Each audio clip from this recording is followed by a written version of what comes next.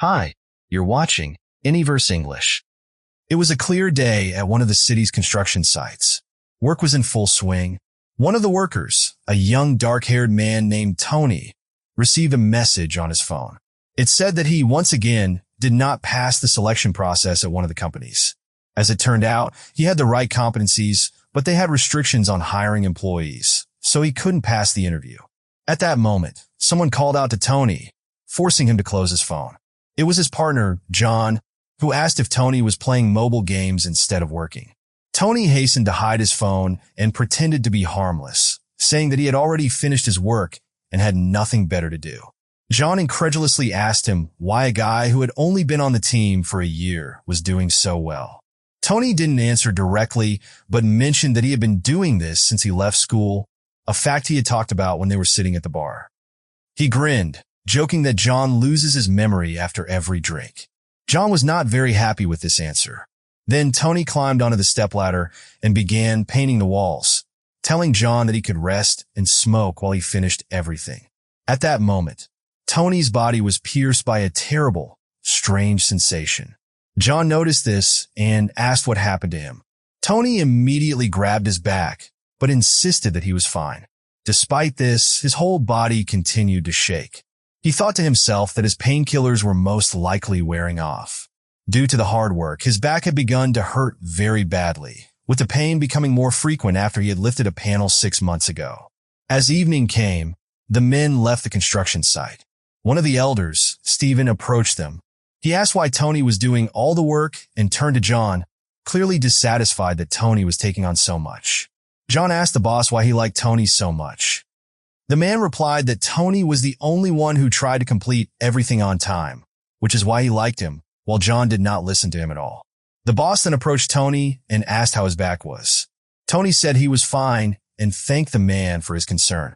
Stephen asked if he was taking on too many responsibilities, to which Tony hesitated a little and admitted that he might have taken on too much work. Stephen then asked if Tony wanted to go for a drink with them, but Tony replied that he needed to go to the hospital because his painkillers had run out. Stephen said goodbye to him and wished him a good trip. Soon after, Tony got into a taxi and went about his business. While driving, he thought about his life and how he wouldn't be able to work until he took the pills. He wanted to find a less stressful position where he could feel physically good, but despite many applications, none of the companies accepted him. After some time, Tony arrived at the hospital, where he continued to reflect on why he was so unlucky. He thought about the fact that he wasn't accepted because he only applied for administrative positions. He feared that because of his back, he would no longer be able to bear heavy loads. Soon, the doctor, whose name was Hank, received Tony. As soon as he touched Tony's back, Tony yelped in pain, and tears flowed from his eyes. The doctor informed him that the intervertebral disc between the 4th and 5th vertebrae had worn out, and Tony could no longer lift weights. Tony did not object, saying that without work, he would simply die of hunger. However, the doctor reminded him that he had already warned him about this many times. He asked if Tony really wanted to repeat his father's fate. At that moment, terrible memories flooded back for Tony. 13 years ago, during a change in settings, his father died in an accident. His father was working at a height when he suddenly fell. The company shifted the blame to the contractor, and its president suddenly disappeared. Thanks to lawyers, they were able to receive compensation of 25 million won, and since then, their family has been in a state of survival. Hank asked Tony what he would do if his mother found out about everything and urged him to reconsider, because painkillers only provide temporary relief, and his spine was not eternal. Tony admitted that it was very difficult for him to find a position with the same high salary. The doctor said that in that case, he had nothing more to add. Then, suddenly, he shouted at Tony, telling him that if he continued like this, he might as well not come to him anymore. He instructed the nurse to take Tony out, saying that with this attitude, he was no longer willing to have him in his office. After Tony left the office, Hank took out his phone, opened his banking app, and transferred 2 million to a woman named Hannah. He then leaned back in his chair, sighed, and thought to himself that Hannah's life had gone downhill since she met her husband. Tony soon arrived at another hospital where his mother, Hannah, was lying in one of the rooms. He sat down next to her bed, thinking to himself that he was a real idiot. He then asked her if it was painful for her to undergo all these procedures. Hannah assured him that she was fine and didn't want him to worry. She then asked if he had recently sent her money, adding that she was fine and didn't need such a large amount. When Tony asked about the money, she showed him the screen of her phone, which displayed an incoming transfer of 2 million won. Tony didn't know what to say. He didn't understand who made the transfer and suspected it might have been the construction manager, the foreman, or Uncle Hank. Hannah then asked her son how he was doing at the company. Tony replied that it wasn't difficult for him at all and that he was doing well, even though he had only just finished school. The woman sighed, expressing her sorrow that her son was having a hard time and that she couldn't support him due to her illness. Tony suggested that she sleep, noticing that she was already quite tired. Hannah agreed, admitting that she had been getting tired very quickly lately, but with her son next to her, she couldn't just go to sleep. Tony assured her that he would stay by her side and that she could rest. He then took her hand, and she finally agreed to sleep a little. After some time, Hannah discovered that Tony had fallen asleep on the bench next to her bed. She stood up, covered him with her blanket, and thought to herself that her son was completely selfless. He had the same scent that his father had when he was still alive, a scent characteristic of a man working on a construction site. She couldn't help but notice what he had been doing all this time. She promised herself that she would definitely overcome her illness and help her son, who was now, unfortunately, trying to do everything alone, for which she was immensely grateful. Soon, a new day dawned, and Tony returned to the construction site. Some of the workers were already sitting in one of the workrooms. The gray-haired man, one of the bosses, noticed two guys approaching the building. It was Tony and John. Tony greeted Kevin, his boss, who immediately noticed John's disheveled appearance and asked if he hadn't washed.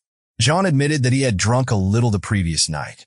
Kevin told him to start work as soon as he cleaned himself up, adding that if they saw Lung Group employees today, they should avoid them. Kevin then turned to Tony and asked him to bring him a cup of coffee with 1 spoonful of sugar. As they sat down at the table, Kevin asked Tony how he was feeling. Tony replied that everything was the same, but he was getting worse. Kevin then asked him if he wanted to become a carpenter, as they were in high demand. He mentioned that instead of earning 110,000 won, Tony would receive 150,000 won. Tony replied that he didn't mind, but was afraid his back wouldn't hold up. Kevin praised him for his dedication and said he really appreciated that quality in him. Tony thought about the fact that the money obviously didn't come from the boss, and how hard it was for him to continue working despite the pain and inconvenience. He also pondered the identity of the unknown person sending his mother money. Then he decided to call Uncle Hank to thank him for his help, saying that he guessed that it was he who sent his mother the money. He said that he would definitely repay him for his kindness. Then Stephen asked if he really never left the construction site. When the doctor realized that the guy was still working there, he screamed at him, telling him to finally listen and quit. After that, he hung up, and at that moment, pain pierced Tony's back again. The guy was upset that his uncle was constantly lecturing him. At that moment, a strange message appeared on his phone. He was extremely surprised by what he saw. It was exactly what he expected after 200 refusals. The message said that Alung was congratulating Tony for making it to the second round of interviews, and they were expecting him at the office in a few days. Suddenly, a strange blue screen appeared in front of the young man. When he looked up, he saw that a strange inscription was written on the screen, which said that his wish had come true. The hero did not understand how to react to all this. He extended his fingers to the screen, but his hand simply passed through it. The guy did not understand why this screen did not disappear and why he could see something like this. He suspected that he was starting to go crazy. Then, suddenly, the system informed him that he had joined the Alung employee course and asked him if he wanted to start training. At that moment, he approached one of the workers and asked him for a favor. The man thought he just wanted a cigarette. He pointed ahead of him and asked if he could see the sign hovering above him. The man suddenly screamed, asking if he had really gone crazy or had just had time to drink somewhere in the morning. Tony hurried to apologize and leave. When he ran inside the building, he realized that no one could see this thing. He understood why the man reacted that way, because he too would be taken aback if someone talked to him about it. He was really the only one who could see this nonsense. Then, he went into the restroom and stood in front of the mirror. The screen was not visible in the reflection, but it still hung over him. Tony thought this was complete madness. He assumed that he was just dreaming it all. He wanted to get into this company, but this strange training was something incomprehensible. He had seen this in TV series, but it was still difficult for him to accept what was happening to him. However, becoming part of a large company was his dream. He decided that he would undergo this training no matter what it cost him.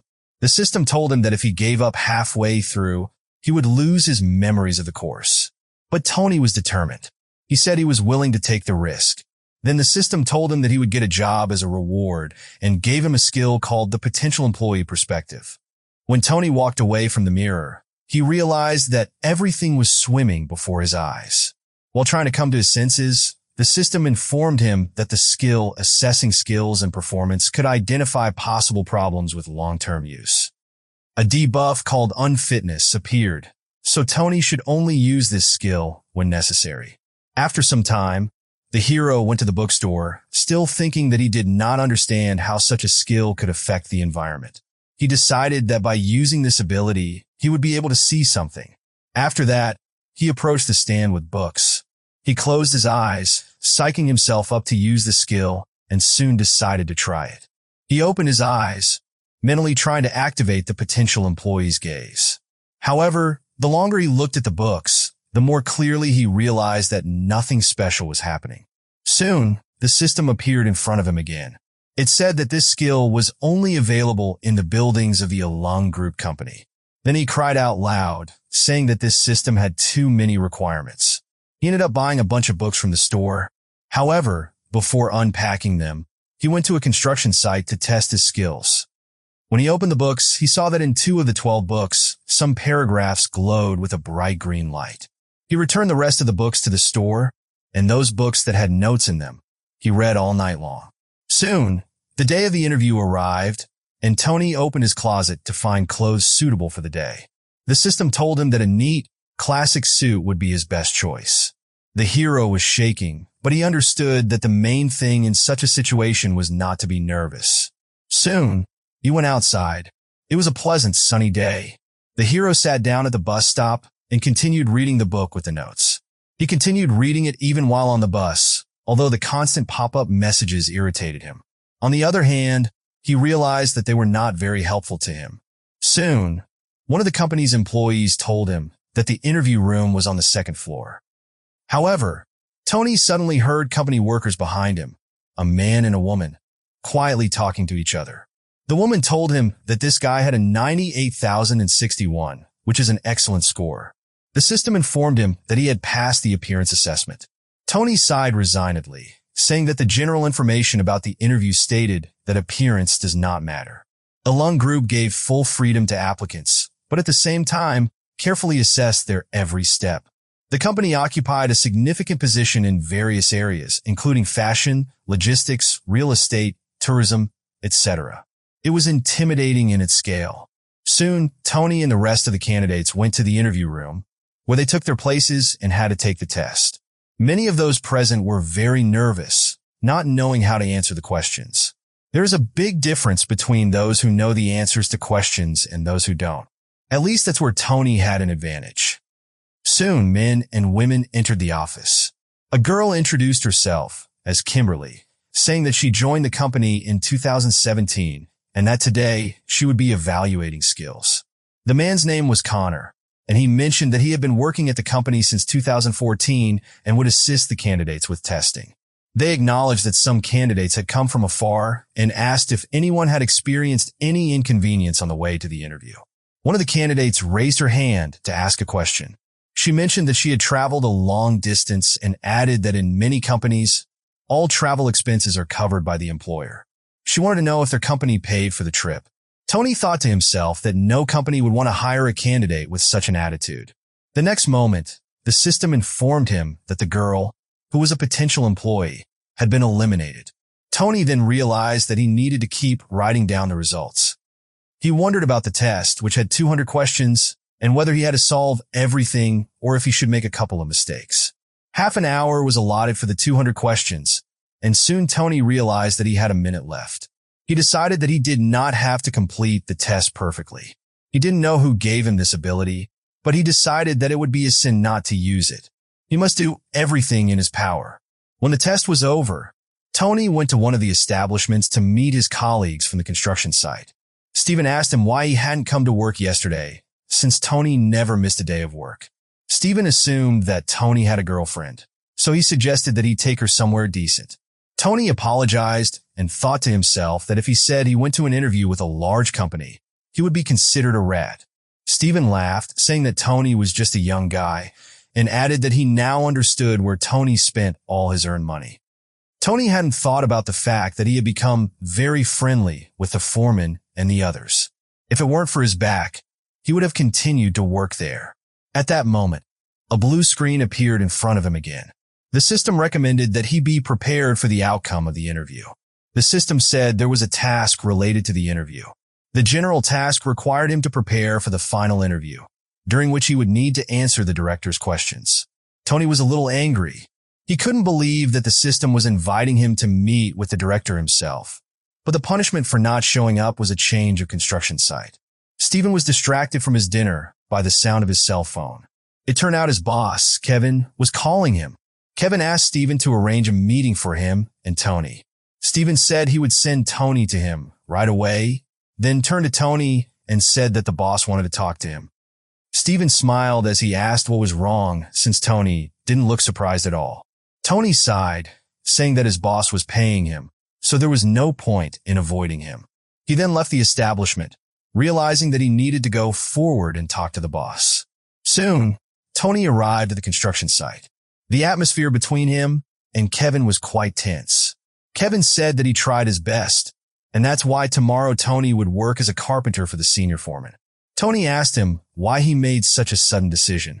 Kevin shouted, asking where else he could find someone like Tony. He asked what he would do without the carpenter. Tony replied that he was fine with everything. Kevin said he would find someone who could paint the walls, but finding a carpenter was not so easy. He couldn't lose someone like Tony. Tony was very bothered by the fact that the boss shouted at him for so long. It was impossible to talk. At that moment, the system informed him that he had a side quest open. He needed to listen to the boss's story to the end since the boss considered him a good person. Tony was not very happy with this task, but he had no choice. He turned to Kevin, asking him to be a little quieter. He said that he would listen to him, and then he would have to tell his boss something. Kevin then said that now that he didn't have a second carpenter, he couldn't complete the construction plan. Because of this, he was losing millions each day. Then he screamed again, saying Tony couldn't leave. The hero thought that this was 100% his fault. He decided that he had to retreat, so Kevin asked him to help for at least a week. Tony didn't really want to agree, but decided that he would help, but only for a week. Kevin was immediately happy and thanked him, saying that he was trying to take care of him. He thanked Tony for coming to him and said this was the only time he had asked him for something like that. Kevin then pulled his phone out of his pocket and called the president, saying that everything had been decided and that they would be able to complete the plan in a week. Within 7 days, they would finish construction. Soon, evening came, and the workers asked the boss how everything went. He said that everything was fine. Soon, 2 men approached Tony. One was his boss, Stephen, and next to him stood a man Tony didn't know. Stephen asked Tony to come down, telling him to say hello to the director of the alum group. Tony did not come down from the stepladder, but shook the man's hand, saying that this was their first meeting. The director said his name was Charlie. He began to worry when he learned that the construction plan was in jeopardy and once again thanked Tony for his help. Although the hero grinned, saying that he was glad to help, he thought to himself that he was only there for a week since his back was already starting to fail. Charlie then said that the day after tomorrow, he was going to the office, and since it was his last time here, he offered the men a drink. However, Tony looked away in embarrassment, saying that he couldn't go because he had an appointment tomorrow. After work, he went back to the hospital to see Uncle Hank. As soon as he entered the office, everyone else in the hospital heard a terrifying scream. The doctor tried to fix his back, but the situation was already so dire that any touch caused incredible pain for Tony. The doctor then told him to go to the second floor for physical therapy. The pain brought tears to Tony's eyes, and he was very worried about an upcoming interview. The doctor continued to reproach him for not caring about his health. The next day, Tony finally arrived at the alum group for his interview.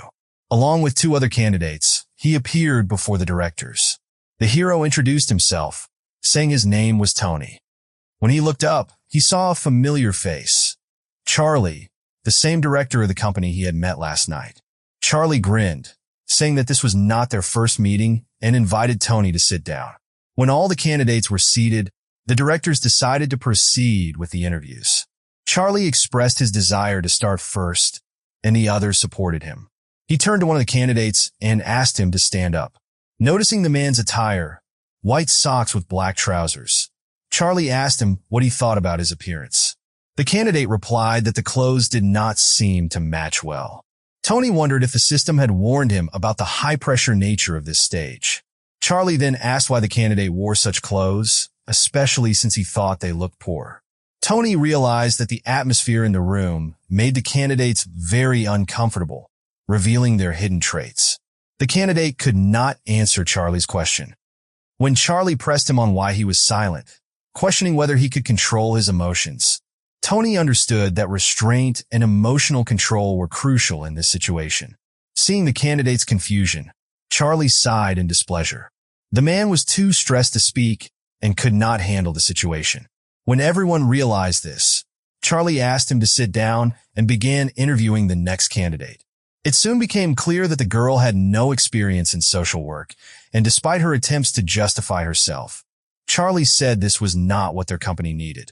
When he asked her how she planned to work with clients, tears appeared in her eyes, and she did not know how to respond. The girl's interview ended shortly, and she left the room in tears. Tony realized that Charlie had asked the first question to throw everyone off guard, as the remaining questions required mental preparation. Soon, it was Tony's turn. He stood up from his chair and proudly introduced himself. Tony was determined to leave with something. Charlie asked about Tony's education. Tony replied that he was an expert in banking, but Charlie knew he had not studied at a university. Tony admitted that he did not receive a college education. Charlie then asked if there was anything else Tony wanted to say. Fearing that a wrong answer might remove him from the list of candidates, Tony decided to be honest. He said he needed to make money, and Charlie noted that they were doing the same thing, asking why Tony chose a job over university. Tony said he did not regret his decision. Instead of studying, he worked at a construction site and spent his evenings on self-education. Although he did not attend college, he completed online courses and qualified as a technician. Tony tried to compensate for his lack of university education and succeeded in obtaining an education in the economic field. Charlie was very surprised by this answer. He turned to his colleagues and smiled, saying it was wonderful.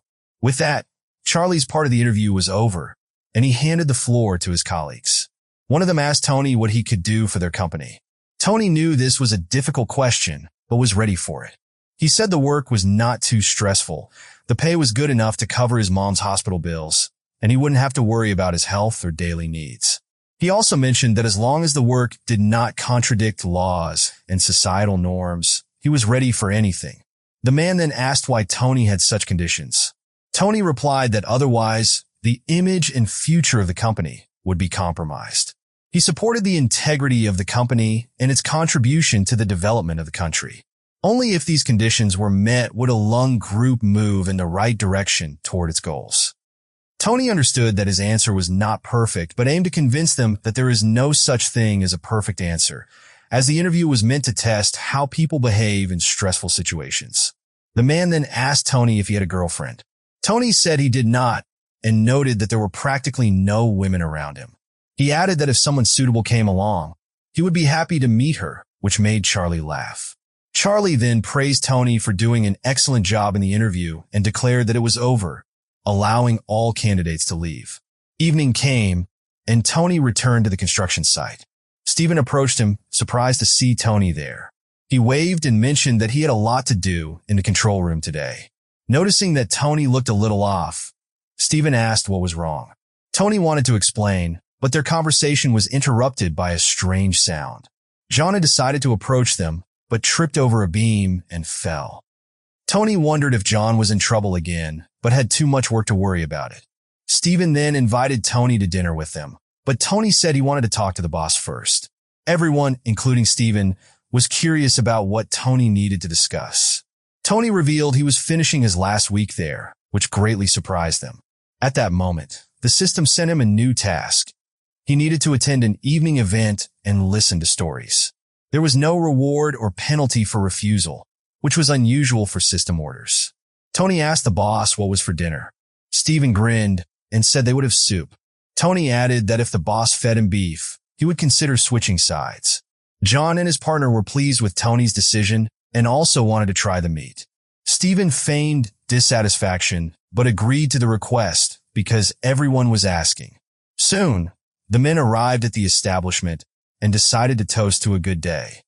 Stephen remarked that the week had been tough, noting that fewer people wanted to become engineers. His brother was a gas worker, and Stephen himself had worked in his specialty for 20 years. He didn't understand the point of studying if it was so difficult to make good money, so he decided not to study further, believing it was useless. John commented that this attitude was due to Stephen being too old.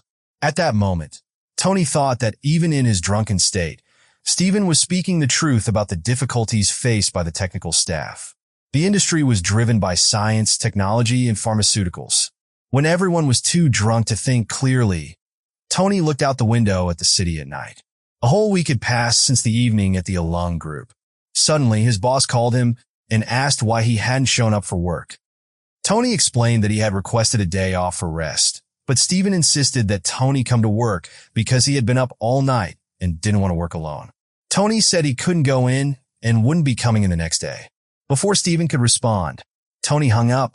At that moment, one of the company employees approached Tony and said she would take him to the debate location. She explained that the second interview involved a discussion among 10 people, and Tony could join according to the speaker's instructions. The group discussion topic was OECD countries, with South Korea as part of the Commonwealth Economic Development Organization. They would discuss high education prices and potential solutions. When all the candidates arrived, the presenter instructed them to raise their hands, state their number and name, and only then speak. Tony realized this was exactly what he had been worried about, as the topic required a wide range of social work experience. He mentally thanked the group leader for the invaluable experience. The man leading the debate began making notes on his tablet and said they should start. Tony raised his head confidently, preparing for the group interview. He was assigned number 2. The discussion began, and number 3 joined, raising his hand and stating that the recent economic situation had significantly impacted the country. As a result, education prices have increased greatly. He suggested that to be among the top 10 economically strong countries, they should not skimp on human resources. If education prices decreased, they could provide more talented individuals. Tony looked at him in surprise, thinking the guy was a real idiot. The discussion topic had already been said about the reasons for increased tuition costs and potential solutions, but this candidate merely repeated the question without offering an answer. Tony was glad he had waited to answer, as he now had time to think. Soon, the discussion turned to participant number 7. The girl mentioned that her parents spent 300 million won to provide her with a good education. Such amounts led to a decrease in the birth rate because not every parent could afford that for several children. She believed it was necessary to encourage increased birth rates and raise payments to families with children. Number 3 agreed, stating that families were breaking up, birth rates were falling, and tuition costs were rising. Encouraging more births was a great solution. Tony thought this sounded good, but the company had nothing to do with it since it was not a government enterprise. Therefore, they didn't need to worry about such issues. He raised his hand, offering to consider the situation from another perspective. This statement surprised speakers number 3 and 7. Tony said that their country ranked first in the world for education costs and second in the number of applicants. He then stood up and went to the board, suggesting that they should discuss the quality of education. He asked everyone present to look at the education ranking of OECD countries. The quality of the education system ranks 75th. From a young age, individuals have the choice to continue their education after school or not. This contrasts with Germany, where education is compulsory. In their country, people have the right to choose where to study, whether it be college, university, or through self-education. As a result, the number of jobs matches the demand. And although the average salary is higher than in Korea, the difference in income across different specialties is not so great. However, there is a personnel imbalance in their country. Support for fields such as science, IT, and other technologies is insufficient. In particular, the majority of engineering positions are occupied by foreign workers. Tony believed that if their education system became more streamlined, like in Germany, it would bring benefits. It would reduce the cost of education in the country and aid its overall development. When he looked at the other debaters, he saw doubt in their eyes. He realized that they were confused by the way he connected these facts. Then participant number 10 asked if he really thought so. It seemed to him that participant number 2 was dissatisfied with their country's education system. Tony was extremely surprised by this statement. He did not expect open attacks, but he understood that the main thing in such situations is not to panic. He then apologized if he had offended anyone, clarifying that his goal was not to slander their country. Participant number 10 said that he really did not like Tony's words. He felt that the foreign education system did not account for their country's traditions and believed that introducing such a system would be a huge mistake. They have enough outstanding and talented people. Everyone here was educated in Seoul or abroad and was sitting here only because of their knowledge. He didn't understand why participant number 2 thought they were less worthy than the Germans. Then the debate leader turned to participant number 10 and asked his name. The man replied that his name was Ian. The manager thanked him for his participation and said he could be free.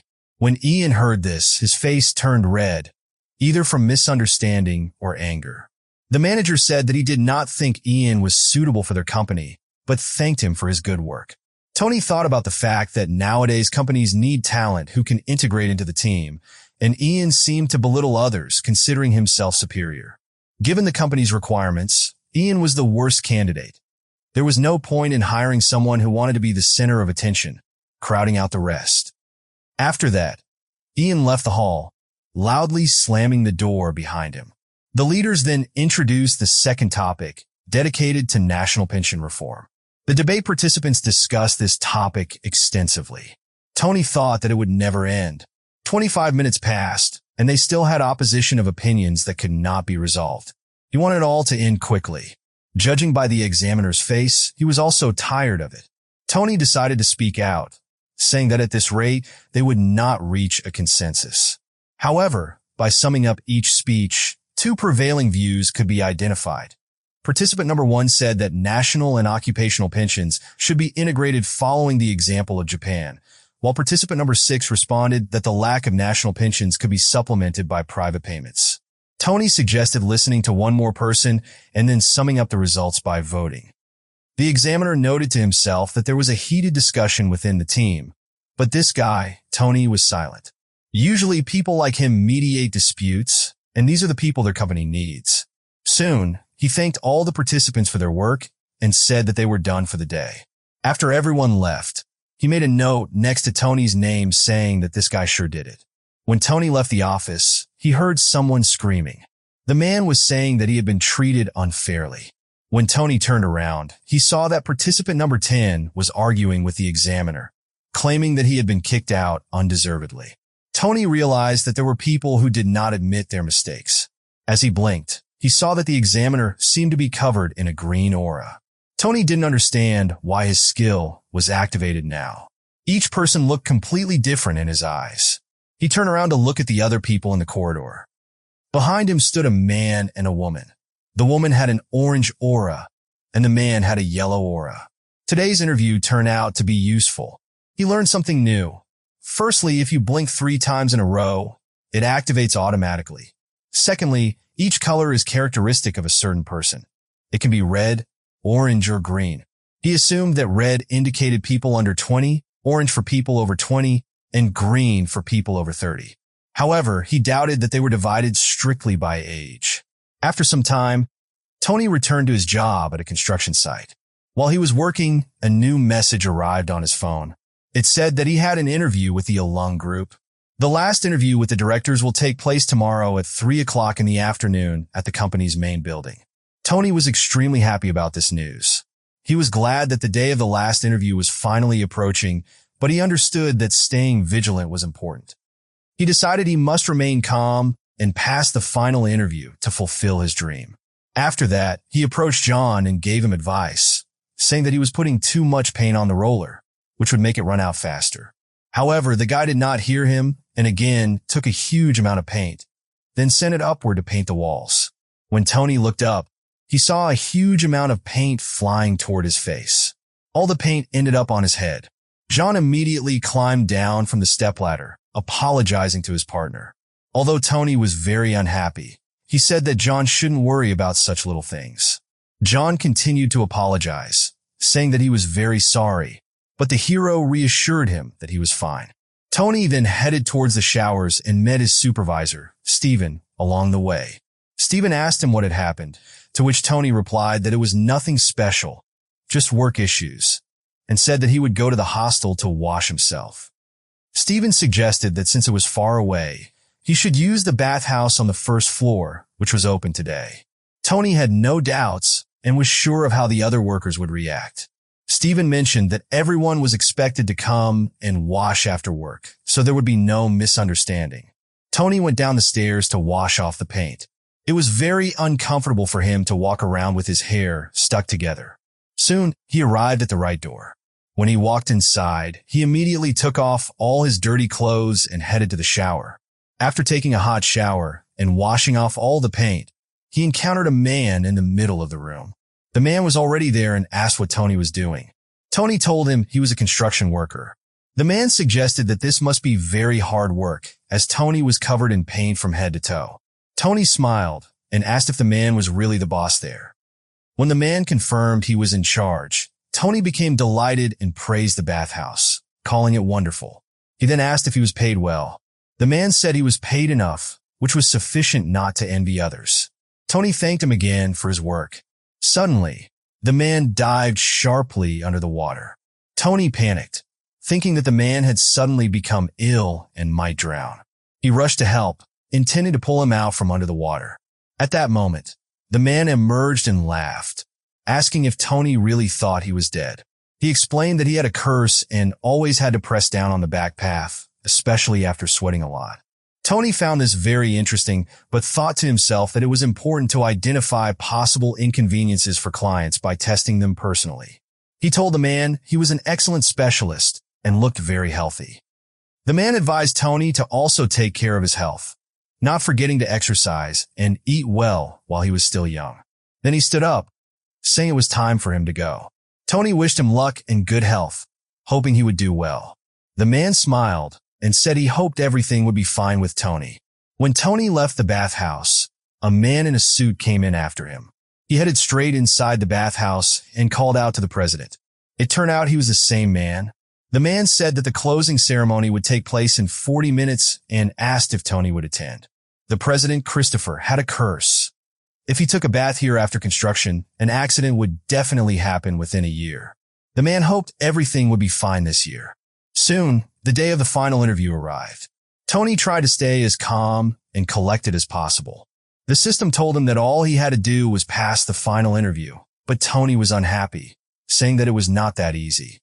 When the system advised him to trust it, he sighed and said that since it was not going to help, he would do everything himself. He needed to remember everything from the company's past to the events of today. He was soon accepted into the company and greeted everyone present, thanking them for giving him a chance. Then the chairman of the commission asked Tony to sit down. Tony thought about the system's advice not to worry, but he knew that luck alone wouldn't help in a meeting with the directors. He decided it was time to use his skill. Looking at the directors, he saw that one of them was emitting a blue aura and the other a violet one. They all appeared to be over 50 years old. He doubted whether they were really directors. One of the men mentioned that Tony had applied for a leadership position related to credit and banking. The man approached another director and remarked that Tony had not studied at any college or university. He asked how Tony had educated himself. The man said Tony must be very good to have gotten this far and asked the assistant to provide the results of past interviews. Soon, All the directors saw that Tony had the highest marks in the interview. They were extremely surprised that he had performed better than graduates of the most popular universities in the country. The assistant leaned over to one of the directors, suggesting that Tony could be classified as an SSS-level candidate. This group usually includes relatives and descendants of the chairman's family or ordinary individuals who have reached their level. The director then approached Tony and asked what kind of work he would like to do. Tony said he would prefer an office job, but would be happy with whatever activity they assigned him. When the director said that Tony could not go yet, the hero was extremely surprised. The director said that the interview was over and thanked him for his time. As Tony left, they began discussing whether he could be a relative of the chairman or someone from his circle, and decided to carefully check this information. One of the directors suggested that he was deliberately disguised as an ordinary economist so that they would not suspect anything. Another man agreed, saying that the chairman's policy was to start from the very bottom. All this was too suspicious. Since the HR department noticed at first, they should not make mistakes either. They assumed that a person from the SSS group had come to them. The story takes place in an expensive building. A young man came to the office of his father, who was extremely dissatisfied that his son decided to appear after so much time. He said that his son had failed, although he had been preparing for so long. Such a shame had never happened in their family.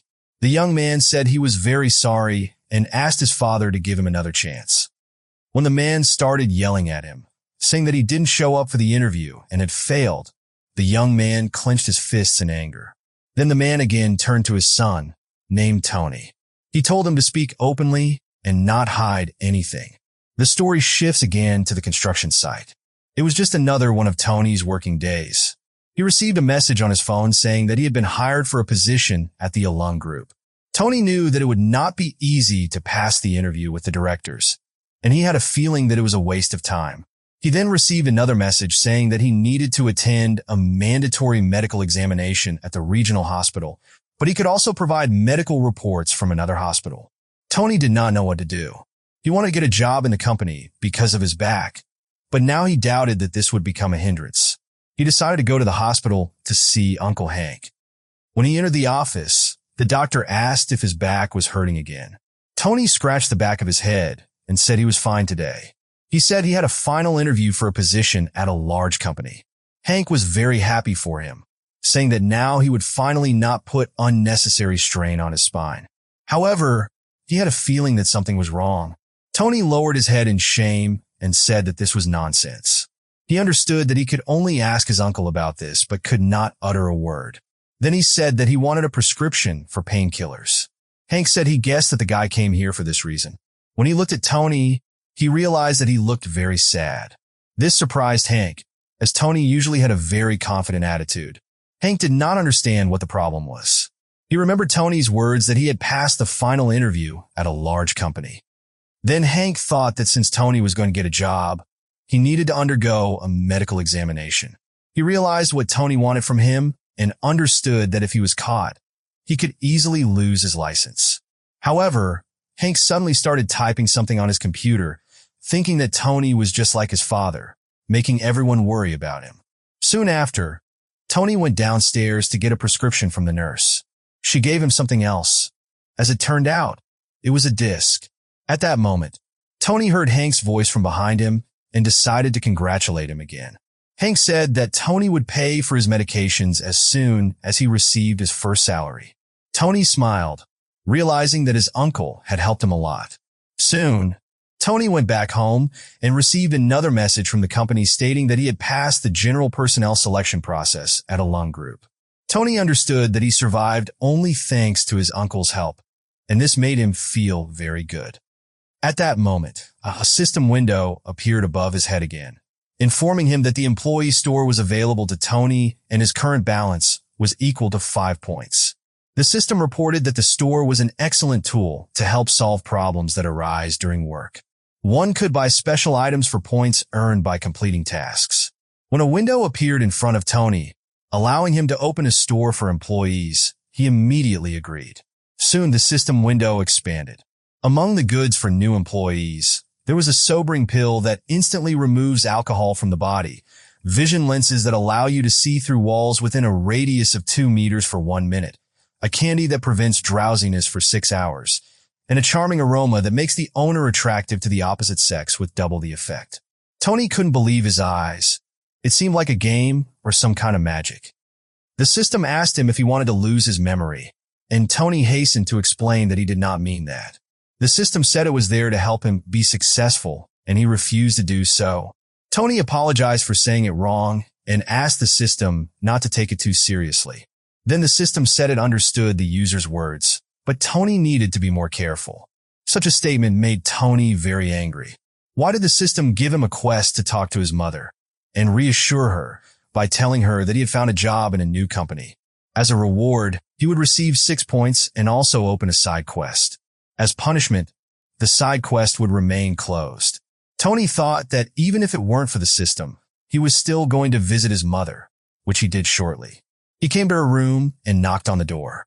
When Hannah realized her son had arrived, she smiled. She said she was feeling better, so her son had nothing to worry about. Then Tony decided to tell her that he had been hired by the Alung Group. Hannah was very happy, saying that this was great news. Tony replied that, in this case, she needed to get better, and they would go home together. Hannah mentioned that her aunt had bought and brought her a whole box of apples and offered to take a few for her son. Tony was delighted to see his mother finally smiling. She said that her son had studied hard and got a position in a good company, so she was very happy for him. Tony stood up and said he was going to the nurse to get a stroller. He asked his mother to wait for him and went into the corridor. When he left the room, the system informed him that the quest had been completed. It then told him that Hank was very worried about his mother, so Tony should call him and ask him to come to the hospital. He would receive 5 points, and there would be no punishment. When Tony saw the name of the quest, First Love, he was shocked. He did not understand what the system meant by this because Hank was his father's best friend. His father and Uncle Hank were best friends when they were young. Hank was the same friend who came and scolded his father every time for not taking care of his health. Tony remembered these moments well from his childhood. Now, the hero realizes that all this time, Hank has not been married. He still couldn't get over the fact that his father's best friend was in love with his mother. Tony turned to the system, asking if all this was true. The system replied that it did not know how to lie. Tony asked why the system was giving him this task, and the system replied that it was doing this for the success of a user named Tony. The hero did not understand who was behind this system. However, the system responded that such information was not available to him. The hero looked around, not understanding what he should do since the task had a time limit. With about half an hour left, he headed back to his mother's room and stood near the door. When he went inside, his mother asked him where he had been for so long. Tony said he needed to call. Hannah said that if he was busy, he could go, but Tony replied that he was fine. Then he decided to ask his mother if she remembered Uncle Hank. Hannah was surprised by the question, and Tony was also surprised by her reaction. His mother's tone made him feel a little strange, perhaps because his father had died. He got up and said he would call and then return to her. The hero headed towards the exit from the ward, taking his phone out of his pocket as he went. He dialed Uncle Hank's number. The doctor had not expected this call. Tony decided to ask him directly if he liked his mother. The doctor did not know how to answer. He asked if something had really happened to Hannah. Without waiting for an answer, he immediately jumped up from his seat and asked which hospital they were in. Tony replied that they were at Seoul General Hospital, number 403, and then hung up. At that moment, the system appeared near him again. It said that the hero had made a great choice, but Tony was extremely dissatisfied with how this strange thing behaved. He asked the system again what it was, but it did not answer. 15 minutes after the call, Uncle Hank showed up at the hospital. He quickly ran down the corridor, not paying attention to anyone, including Tony.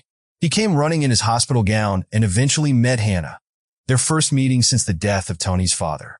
Soon, the system informed Tony that the quest had been completed, and as a reward, he received 5 points. When Tony calmed down and thought soberly, he came to a conclusion he considered the only correct one. He looked at the system window and wondered if all this could be true. Then he asked if his father was really behind the system. The system had provided him with one-sided assistance, sometimes turning into threats, but it had done everything to help him. However, the system said it could not answer this question. Tony suggested again that this was exactly what his father was doing, and that was why the system did not answer directly. However, the system did not respond. The hero decided he was still interested in what kind of creature this was and would learn about it gradually. For now, he had something else to worry about. He wondered what his mom and Uncle Hank were doing at the moment. When he looked through the door window, he saw them talking to each other. Although he did not hear the conversation, he saw that there was a smile on his mother's face. Uncle Hank smiled too, and Tony had never seen such a sincere smile on his face. The system again informed the hero that he had made a good choice. Soon, it was 10 p.m., and all guests had to leave the hospital. Hank left the room and saw Tony outside the door. He assumed that Tony had eavesdropped on their conversation, but the hero said he had just come here. The doctor approached him and apologized for his behavior, but Tony said that Hank had nothing to apologize for. Hank said he was grateful for Tony's help and for calling him, but now it was time for him to go. Finally, Tony asked Hank again if he liked his mother. Hank looked away in embarrassment, saying he didn't know how to answer this question. Tony looked down with displeasure. He expected a clearer answer. He told his uncle that for the next 3 days, he would be at the training center. His aunt sometimes came to see his mother, but he would like his uncle to come sometimes too. Tony paid his mother's medical bills and sent her for a medical examination at the company. Now, the hero realized that all this was not because of his friendship with his dad, but because of his mother. He couldn't understand his feelings, so he told Hank to decide for himself. One way or another, he and Hank were the only ones who could take care of Hannah. Hank said he understood.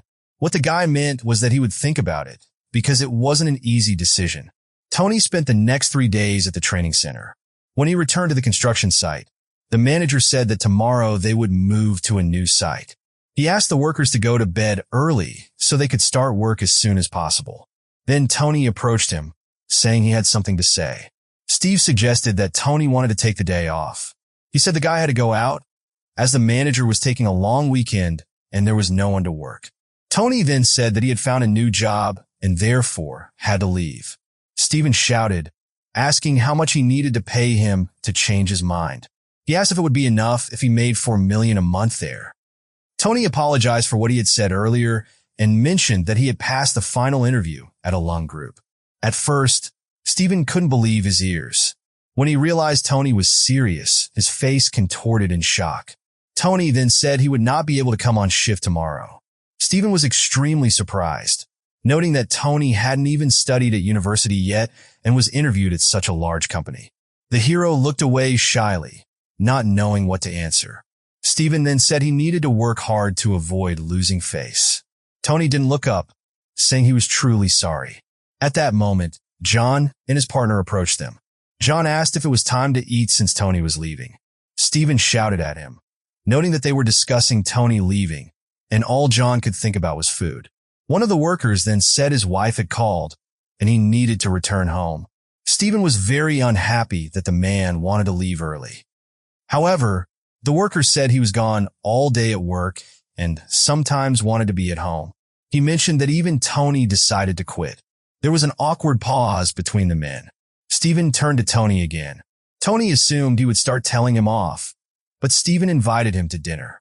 He said he wasn't offering it because he liked Tony, but because he felt awkward.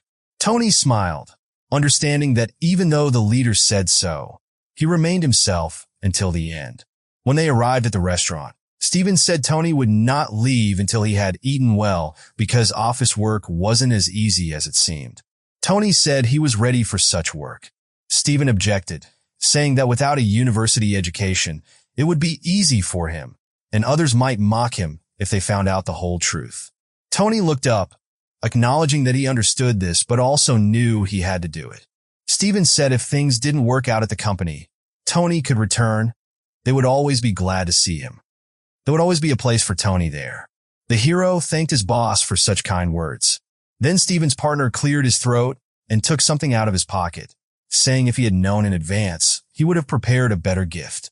He pulled out an envelope and handed it to Tony. Tony was surprised and asked what it was. The man asked him to open the envelope and accept it without question, as a real adult would. He said the amount would be enough for several pairs of shoes. Tony immediately raised his hands, saying he could not accept such an amount, and asked the man to take the envelope back. At that moment, John took the envelope and said he would take the money if Tony didn't want it. The man immediately yelled at him, telling him to give the envelope back to Tony. John was surprised by such a sharp reaction and returned the money. Tony smiled, saying he would still accept it. He was glad that even despite his departure, the men were kind to him. That day, he saw his former colleagues for the last time. The very next day, he joined a lung group. Tony took a large black suitcase with him and went to the bus. He greeted the man in charge of boarding the bus and said his name. The man immediately looked at his tablet to check the data and told Tony to get on the first bus. However, he suddenly stopped Tony and asked if he was really born in 92. Tony replied that it was not his year of birth. As it turned out, he was born in 1994. When the man heard this, he said Tony needed to get on the third bus, leave his luggage in the cargo compartment, and go inside. Tony thought about the fact that apparently someone else had the same name as him. After getting on the bus, he kept thinking about it. His name was not the most common, so the situation was quite surprising. He finally found his seat, sat down, and breathed a sigh of relief. The bus manager then announced that since everyone was seated, they were going to the training center for new employee training. Tony smiled, realizing he was now the company's new employee. He was distracted from his thoughts by a message from Hank, who asked him not to worry about his mother and to work hard. At that moment, one of the men sitting on the bus suddenly stood in the middle of the aisle. He greeted everyone, saying his name was Marvin. He was the deputy director of the sales department of a lung group's branch in one of the cities and was in charge of the third bus. He also thanked everyone for their work. Everyone on the bus thanked him as well. Marvin said he would be their supervisor for the next 4 weeks at the training center. He asked if they had decided on their type of activity. Everyone present on the bus began to awkwardly look at each other, not understanding what the man was talking about. Then he said that he had asked the question incorrectly and asked those who already knew which department they wanted to work in to raise their hands. As it turned out, no one present raised their hand. Marvin said that training and retraining of new employees is an important process in the company. The company monitors employees, evaluates their work, and based on the results of training, offers a position. He joined the company just after such training and was assigned to the sales department, where he is now doing an excellent job. Then one of the employees asked what if he got a job he didn't want to do. Marvin said that, first of all, they should keep their grades at a high level. The top 10 students will be allowed to choose a position independently. The remaining 90% will be distributed by managers. Even with the first option, there is a possibility that the position may not be suitable for the employee. However, there is one loophole. After working for a year, they can apply to change their occupation. He does not recommend this route, as requests may simply be rejected, and the old team may not take them back. When Tony heard this, he was very surprised. He realized that from the very beginning, each of the employees was closely monitored. He wondered what a troublemaker would look like if there was trouble on the team. He didn't know what to do if his health deteriorated and he needed surgery urgently. He was afraid that it would mean leaving his job, losing everything, and having to start over. Tony then firmly decided that he must hold out until the end. Soon, the buses arrived in the desired city. For Tony, this was all new. He felt a little strange, but at the same time had a feeling that a bright future awaited him. After some time, the buses arrived at the company's training center. Marvin looked over all the workers, making sure everyone had gotten off the buses.